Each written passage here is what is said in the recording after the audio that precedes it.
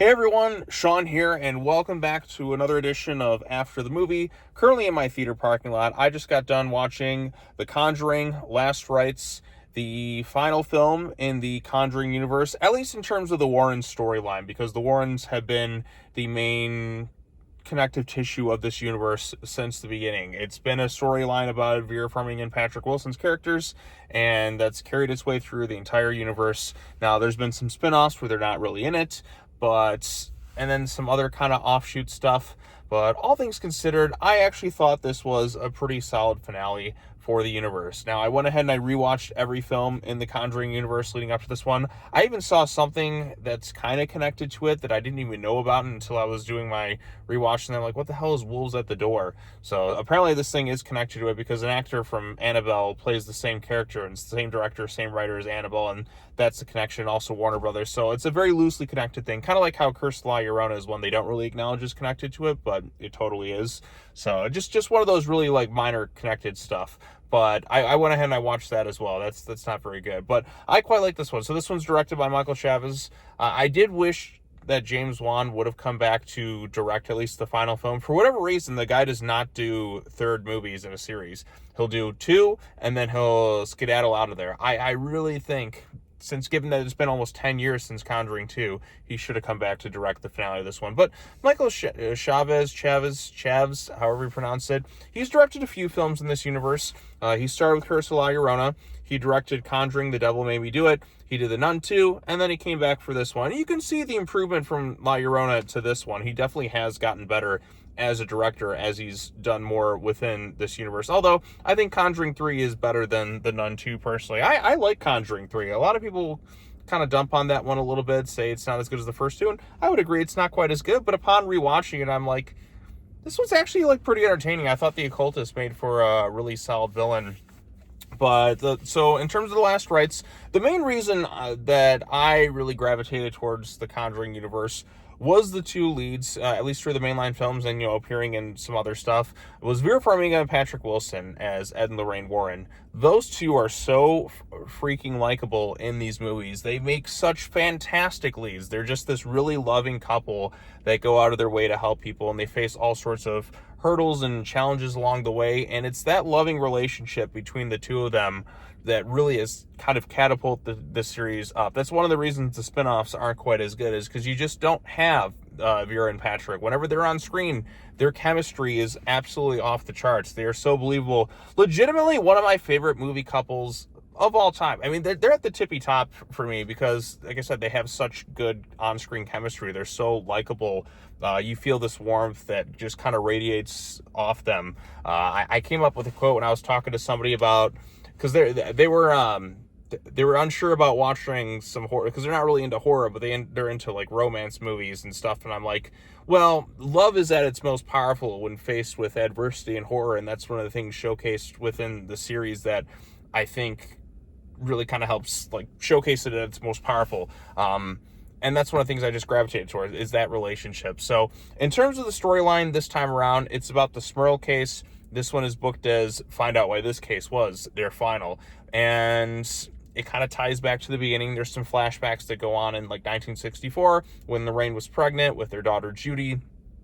And as they were going on their first big case, their first encountering with a demon, something happened, and they kind of fled the situation because Judy was being born. Like, Lorraine went into labor and Judy was a stillborn, and then came back, and that was just kind of the miracle. And they've lived their lives. Now we're in the 1980s. Ed and Lorraine aren't quite as popular as they once were back in the day during their peak time period, and they're semi-retired because if you remember the last Conjuring film with Ed and well, technically they appear at the post-credit scene of The Nun 2, but the reason was Ed had his heart problems. He had the heart attack in Conjuring, The Devil Made Me Do It. Now he's on pills, and now he's got a heart condition, and they've just kind of semi-retired. Judy's all grown up now. We get to meet her boyfriend who wants to propose to him, and this thing actually acts a lot as this family drama throughout most of the film, and just kind of Ed and Lorraine trying to move on a little bit from their past self, but ultimately kind of drawn back into an old case. especially with Judy's also having her premonitions and all that, similar to what her mom was having, and got her boyfriend becoming fiance and future husband and that. And then you also have this other case with this Smyrtle family who picked up this mirror, which is the mirror that they showcase in the flashbacks at the beginning of the movie. And it's all just kind of tying itself together, their first case with their last case, and it wraps itself up in a nice bundle, like, by the end of it. There are legit a few pretty good, like, well-crafted, scary sequences. I still think the gold standard is James Wan's Conjuring 2. That's still my favorite. But one thing I like about that one, and even like in all the main Conjuring films, is despite the horror, there are some like sweet, genuinely like warm, touching moments in this thing to kind of remind you of like the good in people that are there to fight against this types of evil. If the films didn't really have that, then there's not really giving me a reason so much to care. Even in the not quite as strong films within this series, as long as you got Vera and Patrick in there, you have something there that just keeps me wanting to come back for more, because those two are so freaking likable in these movies. Like I said, I love those two in these films. Vera and Patrick are just sensational, and like I said, the chemistry on screen is phenomenal, and it's that loving relationship that that's the through line through all these movies. So, and as somebody who's been there since the beginning, there's definitely a lot of callbacks. Some may seem a little bit forced at times, and yeah, not every scare works, and there are long stretches of the movie where it's not even like fully just a horror film. It's just kind of, well, I mean, it is a horror film,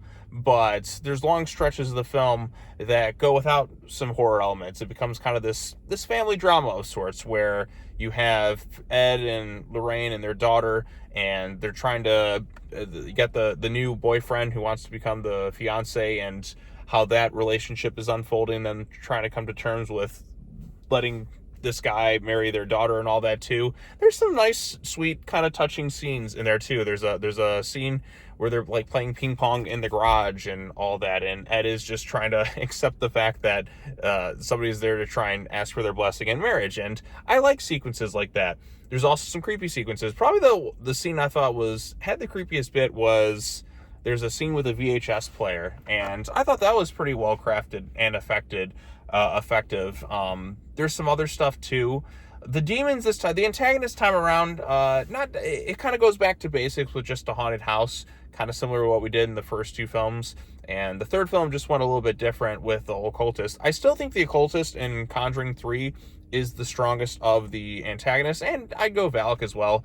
Annabelle's in there as well, because, well, you can't have it without Annabelle, and you get to see Annabelle do a few things in this. It feels almost like we kind of have to have Annabelle in there.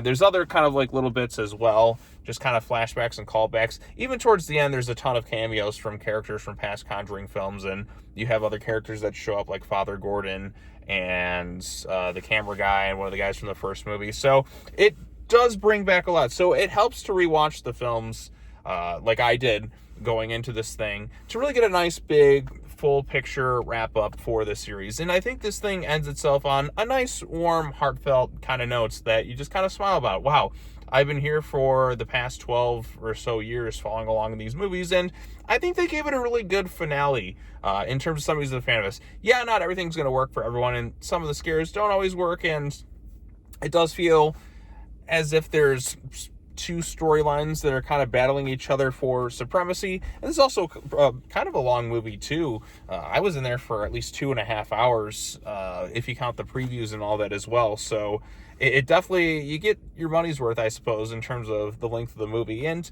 all things considered, I'm like, you know what, this is the finale. I don't mind taking a little bit longer, especially focusing on the characters.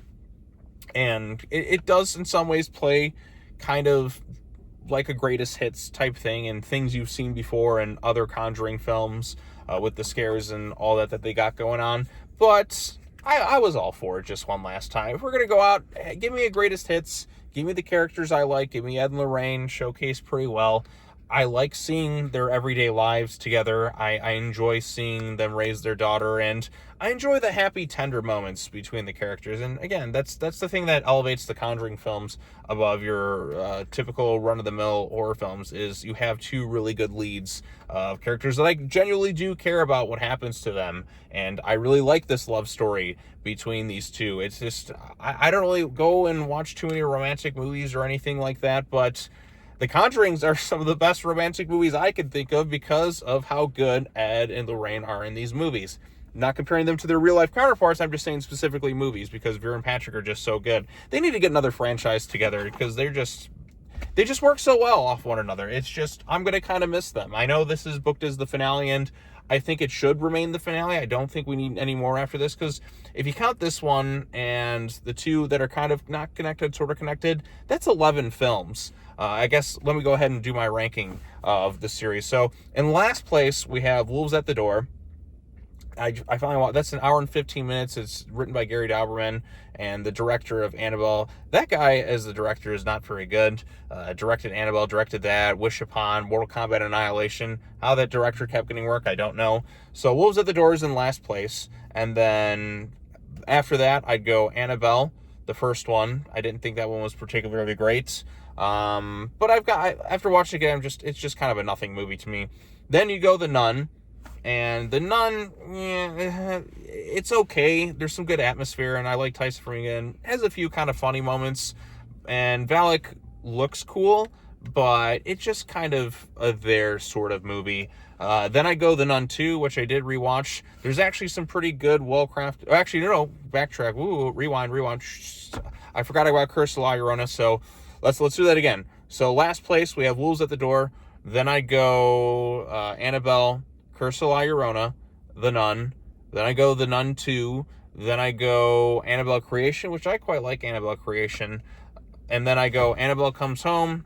And then I do Conjuring, Devil Made Me Do It. Then I go this one, Conjuring Last Rites. Then the first film, and then Conjuring 2 remains at number 1. Maybe my opinion will change after watching this one a second time, but I feel pretty confident in that ranking of the universe for right now, because I think James Wan crafted the scares better, but this one does have some heartfelt moments. And you do see Michael Chavez get better as a filmmaker, especially given this is the 4th film that he's directed in this universe. So he knows what he's doing a little bit more, because there are well-crafted sequences, but I just still think that James Wan should have come back to direct the finale. I know he's against doing third movies, but you've had 10 years off basically between Conjuring films. Come on, man. You can come back to do one more. Although he does make a brief cameo in the film and several other characters throughout the Conjuring universe. And there is a post-credit scene, I guess post-credit image. They have a little text at the end. And it makes sense why this was chosen as kind of the end. Because if you've seen the trailers, there's some sort of mirror. And it was called the Conjuring Mirror. That's why it basically is where the title of the series came from.